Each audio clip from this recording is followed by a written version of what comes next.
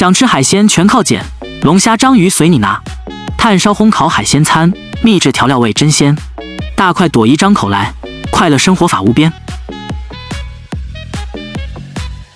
胖登为了能填饱饥肠辘辘的小肚皮，今天要请一位投食小能手出山，希望能捕获到不一样的新鲜海鲜。胖登很快就来到一间海滩别墅，礼貌性敲了2下木门，见屋内毫无动静，于是斗胆推门走进去。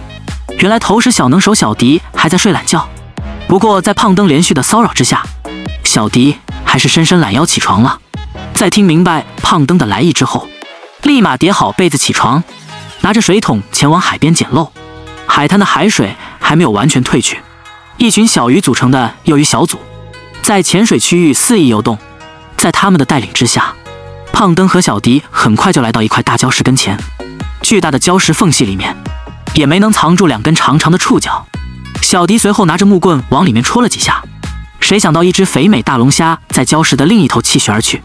他一边后退逃跑，一边双眼紧盯着不速之客。胖登和小迪看见正在逃跑的猎物，但2人并没有表现出过度的慌张，因为他们知道这只肥美的大龙虾必定逃不出他们的五指山。使劲逃跑的大龙虾终于有点体力不支了，机灵如我的小迪立马拿着鱼筐从龙虾屁股后面抄了下去。一只硕大肥美的锦绣龙虾就这样成了胖登他们今天的开门红。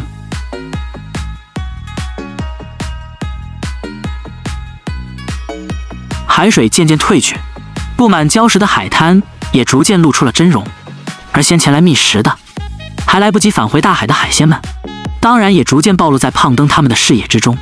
突然，一只唐冠螺壳引起了胖登的注意，捡起来一看，原来这只唐冠螺原先的主人已经不在了，现在是一只寄居蟹的临时庇护所。不过胖登对此并没有介意，毕竟吃谁还是吃，事已至此也没所谓了。胖登随意用木棍戳了几下旁边的破碎螺壳，结果有了惊喜的发现，原来有一只章鱼将这只躯壳占为己有。胖登试图用木棍往里面再戳它几下，好让章鱼哥放弃抵抗自投罗网。谁知章鱼哥硬是使出独门绝技龟缩大法，整个身体龟缩一团，躲在内壳里不想见客。胖登心想，既然章鱼哥敬酒不吃，想吃罚酒，那就莫怪胖某动粗了。胖登一怒之下，直接拿起小石块就是一顿砸，谁知坚如磐石的螺壳竟然不堪一击。胖登拿着木棍继续往被砸开的口子里撩动一番，棍子来回抽插，使得龟缩在里面的章鱼哥开始受不了如此折磨，于是慢慢的探出2根触手，接触感知外界是否安全。谁知螳螂捕蝉，黄雀在后。等到整只章鱼原形毕露的时候，胖登并没有第一时间痛下杀手，而是用手指不停地撩动着章鱼哥。章鱼哥一路逃跑，一路寻找藏身之处，当然他也用上了家族绝学变色绝技。可这种绝学似乎对人类的火眼金睛并没有什么卵用，一如既往的被胖登2人玩弄在鼓掌之中。等玩累了，直接来了一招抱头痛摔。可怜的章鱼哥终于可以在临死之前得到了片刻的宁静。倾切见底的浅水区域怎么少得了肥美多汁的蜘蛛螺呢？而另一边的小迪终于有机会使出他的成名绝技了，右手拿起一块小石头，对着猎物狠狠地扔了出去。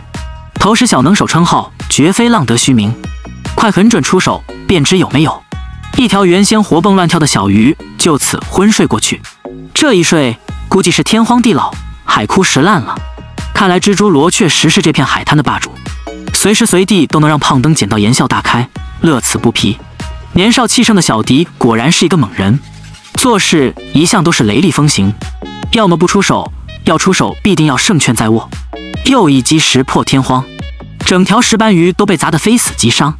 再来2次惊天泣鬼神的连续暴击，不过他这次的狙击行动失算了，原因就在于小迪这次忽略了海水的深度，他大大减弱了石头瞬间爆发出来的威力，从而使得小鱼暂时幸免于难。但小迪绝非一个轻易善罢甘休之人，他一路尾随小鱼来到海水稍微浅薄的地方，一击下去正中脑门。这条小鱼最终还是难逃迪哥的制裁。为了验证刚才失败的原因，小迪这次往更深的区域大显身手，通过了连续几次的迎头暴击实验，果然失手了。就连平时利用震波捕鱼的技能也未能奏效。随后，小迪把手上的石头奋力一扔，狠狠地发泄了心中的怒火。不过这是好事，毕竟吃一堑长一智。胖灯缓缓揭开一块小礁石，底下竟然藏着一个大家伙。猎物以为敌不动他不动，就可以掩耳盗铃躲过此劫。谁知胖灯又开始了撩鱼模式，摸摸小脑袋，拉拉章鱼手。不堪凌辱的章鱼妹奋力反抗，被触碰的一刹那，立马变脸色，甚至喷出墨水来掩人耳目，企图逃离这是非之地。可最终还是被胖灯活捉生擒。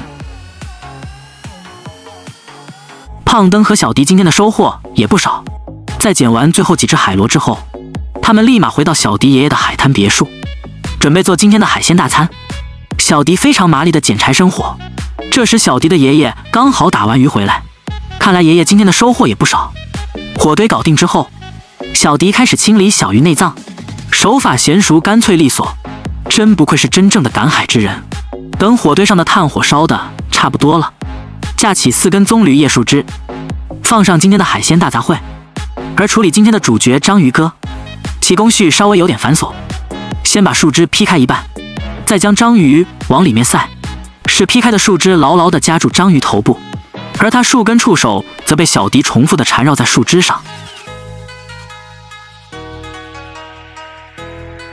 现在整个烤架上都整整齐齐摆放着今天捕获的海鲜，他们都安安静静地躺着，而小迪也时不时为他们一一翻转一下，预防烧焦他们身上皮肤。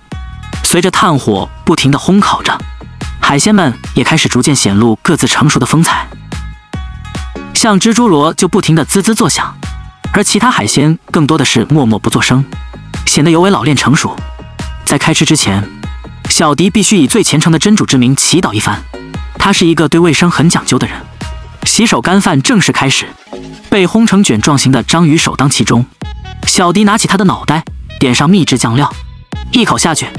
还没等咽下去的同时，小迪又把章鱼的触手沾上酱料，狼吞虎咽地吃了起来。虽然有点嚼劲，但味道还是杠杠的。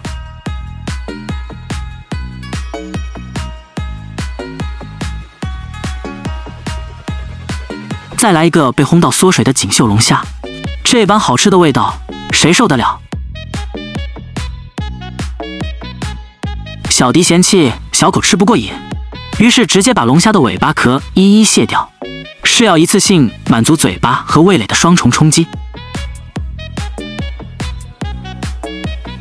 当然，被烘焦的小鱼味道也是很不错，既有鱼皮烘焦的香味，同时也有鱼肉带来嫩滑的鲜味，真是香气四溢，皮脆肉嫩。看小迪的吃相，就知道味道的确如我所说。当然，像这么大的海螺，它的螺肉味道绝对是不遑多让。再配上秘制酱料，弹性十足的螺肉，它的肉质细嫩，口味宜人，无敌的海景，醉人的食物，真叫人欲罢不能。原来快乐就是这么简单，这样无忧无虑的生活方式，你们向往吗？欢迎在评论区说说您的看法。本期视频到这里就结束了，喜欢我的视频点个赞加关注，下一期我们不见不散。